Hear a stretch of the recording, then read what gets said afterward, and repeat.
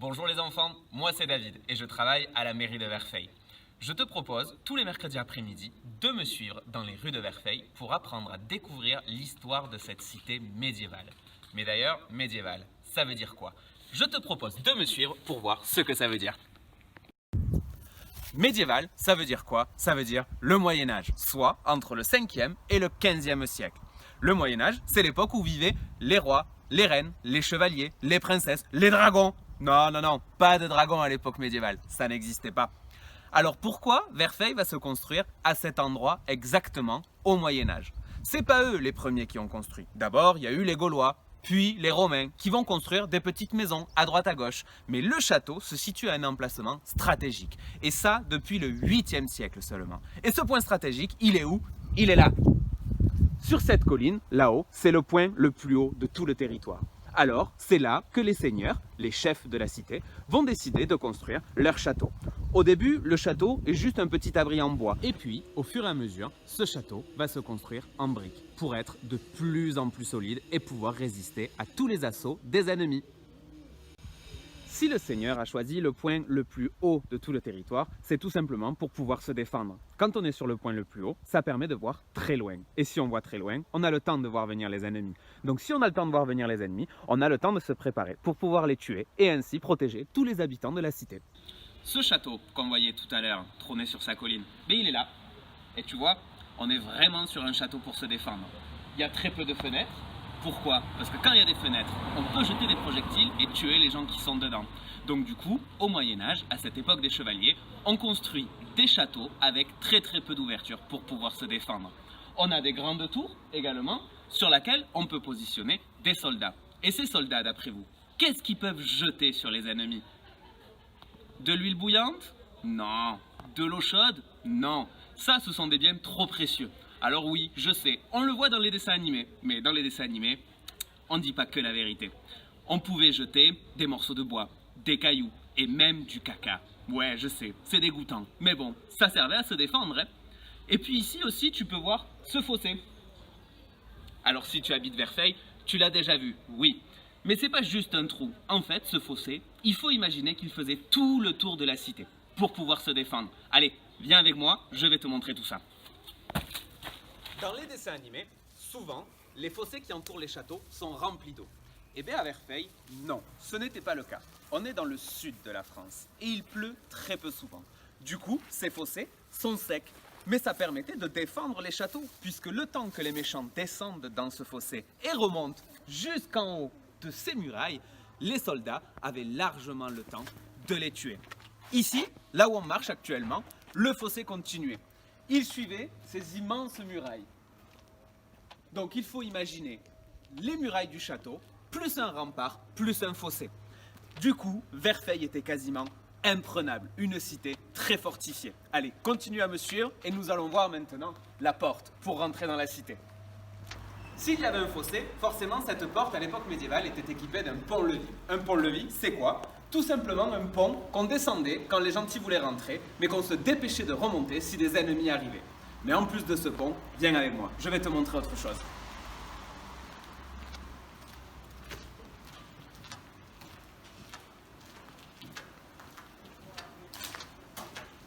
Juste au-dessus de moi, entre ces deux rangées de briques, il y a un trou. Et de ce trou, tombait une grille qu'on appelle une herse, si les ennemis avaient eu le temps de passer sur le pont.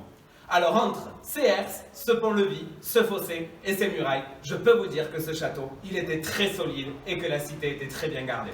Et ce château, heureusement qu'il était solide, parce que des ennemis qui ont voulu conquérir le territoire, il y en a eu beaucoup. Beaucoup de gens ont essayé de venir à Verfeil pour faire la guerre. Et une en particulier qui s'est passée en 1147. Et cette histoire est très importante parce que c'est la légende de notre cité. Et je te propose de te la raconter tout de suite. Il était une fois, au Moyen-Âge, en 1147, un homme qui n'était pas d'accord avec le seigneur de Verfeil a décidé de venir jusqu'ici. Il s'est mis sur la place publique et a commencé à déclamer des grands discours. Il disait que le seigneur avait tort, qu'il ne fallait pas qu'il force la population à l'écouter. Mais le seigneur, beaucoup plus fort que lui, a décidé de lui tenir tête. Et il l'a poussé hors des murailles du château de Verfeil. il est parti se réfugier dans un autre village qu'on appelle Bourg-Saint-Bernard aujourd'hui. Parce que je ne te l'ai pas dit, mais ce petit personnage s'appelait Bernard de Clairvaux. Et si je te raconte cette histoire ici, c'est tout simplement parce qu'on a un magnifique arbre derrière moi, un figuier. Quand cet homme est parti, il était très en colère, forcément, puisqu'il n'avait pas réussi à conquérir la cité.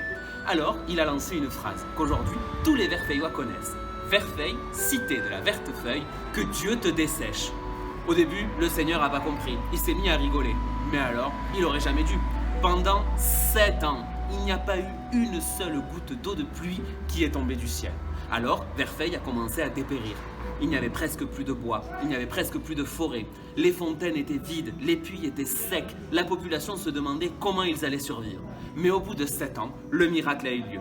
Un arbre s'est mis à reverdir. Et cet arbre, c'était quoi ? Un figuier, bien évidemment. C'est pour ça qu'aujourd'hui à Verfeil, on en voit partout. Et le plus important, celui qu'on voit de suite, c'est celui qui se situe sur le blason de Verfeil. Un blason, qu'est-ce que c'est ?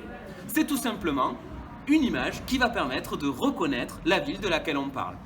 Des blasons, il en existe de toutes les formes, de toutes les tailles ou encore de toutes les couleurs. Les seigneurs choisissaient ce qui leur faisait plaisir. Mais bien sûr, tout avait une signification. Après toute cette histoire, je te propose de me suivre pour fabriquer ton propre blason. Enfin, celui de Verfeil. Allez, viens, je t'amène dans mon atelier.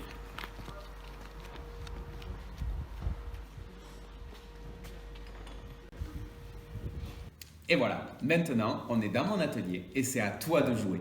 Nous allons créer le blason de Verfeil. Pour ça, je te l'avais demandé, il faut que tu prennes des pinceaux, de la peinture, des feuilles d'arbre que tu peux aller ramasser dans ton jardin, de la colle, une paire de ciseaux et bien sûr un carton. Moi j'ai triché, j'ai pris un carton tout blanc déjà. Mais si ton carton il n'est pas blanc, la première chose que tu vas faire, c'est passer une couche de peinture pour le rendre tout blanc. Et une fois que c'est fait, tu pourras reprendre cette vidéo. La première chose à faire sur ce carton, ça va être de lui donner la forme de ton écusson. Tu te souviens, sur la vidéo qu'on vient de voir, la plupart avaient cette forme-là. Alors avec ton ciseau, je te laisse découper ton carton pour faire la forme que tu souhaites.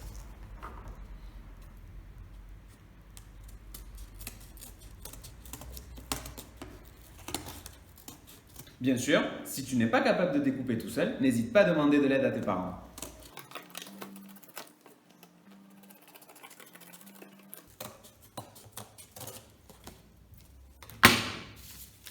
Les 2 bouts qui sont tombés, tu peux les jeter, on ne s'en servira pas. Et du coup, tu récupères une forme qui ressemble un petit peu au blason de Verfeil qu'on a vu tout à l'heure. Maintenant, prends de la peinture noire. Tu en mets un tout petit peu, soit sur une feuille que tu as mis à côté, ou sur une palette si tu es un vrai artiste.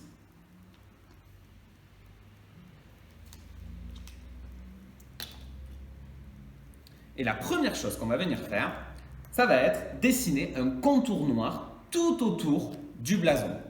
C'est-à-dire venir poser de la peinture noire tout autour en suivant les bords du blason pour bien délimiter le travail que tu vas faire tout à l'heure.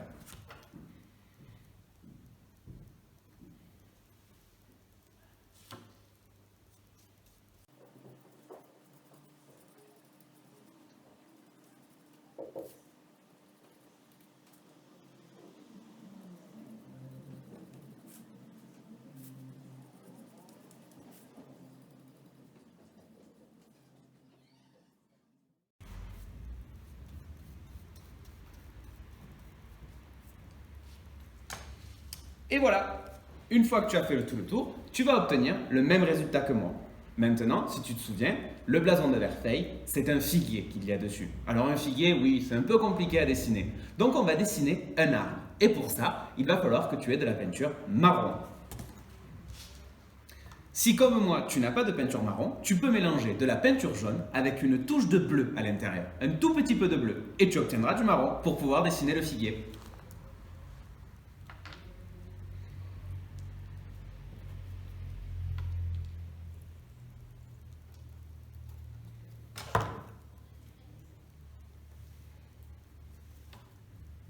La première chose que tu vas dessiner, avant de dessiner le figuier, c'est de dessiner le sol.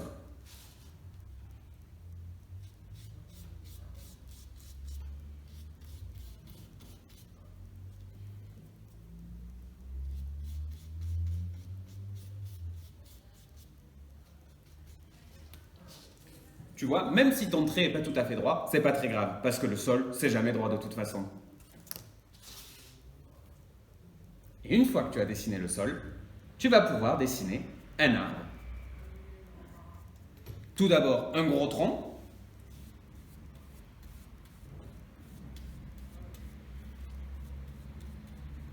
Et ensuite, plein de petites branches.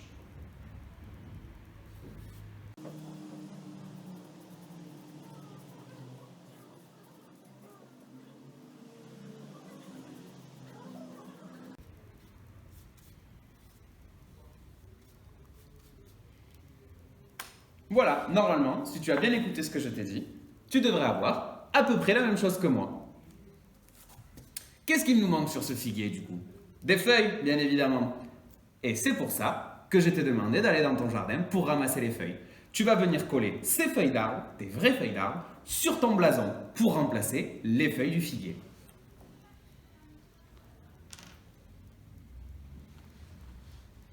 N'hésite pas à mettre beaucoup de colle, parce que si ça se décolle, ça ne sera pas très joli.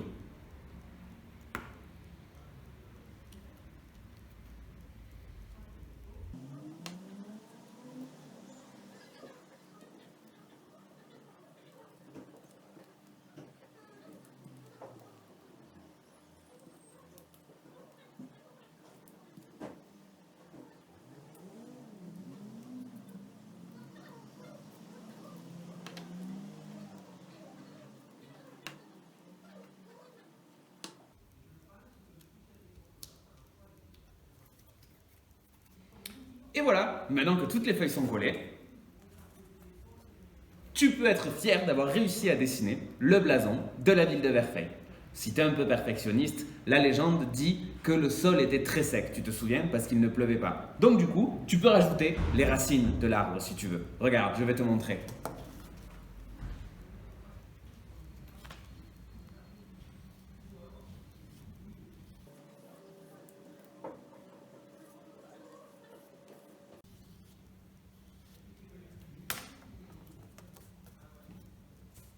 Et voilà, le résultat est là, le blason de Verfeil est fini. On a bien un figuier avec des feuilles bien vertes, symbole de la renaissance de Verfeil et de la victoire du Seigneur, et un sol très sec où on peut voir les racines de l'arbre.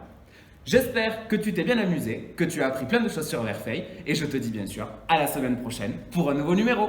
Bon après-midi!